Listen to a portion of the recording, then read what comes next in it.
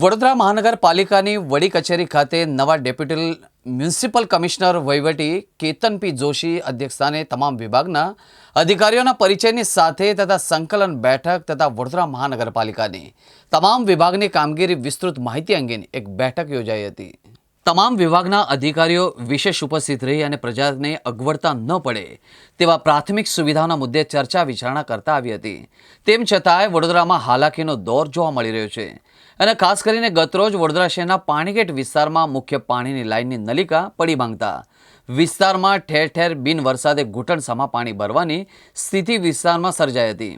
ત્યારે પાલિકાની ગંભીર બેદરકારી જોવા મળતા આજરોજની બેઠકમાં ડેપ્યુટી મ્યુનિસિપલ કમિશનરે આ અંગે પણ ચર્ચા કરી યોગ્ય નિરાકરણ માટે પણ પાણી પુરવઠાના અધિકારીઓને ડેપ્યુટી મ્યુનિસિપલ કમિશનર વહીવટ કેતન પી જોશી દ્વારા તાકીદ કરવામાં આવી હતી।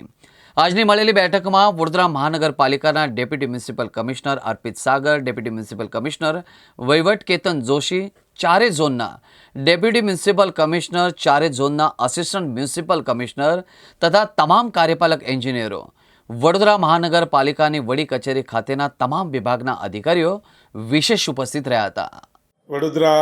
મ્યુનિસિપલ કોર્પોરેશનની જે સંકલન મિટિંગ માનનીય કમિશનર સાહેબના અધ્યક્ષસ્થાને મળે છે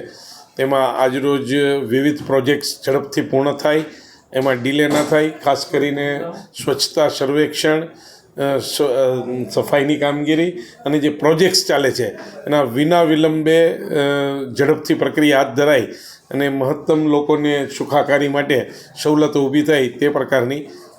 સૂચનાઓ આપવામાં આવી છે। દરેક જે ચાલુ પ્રોજેક્ટ્સ છે એમને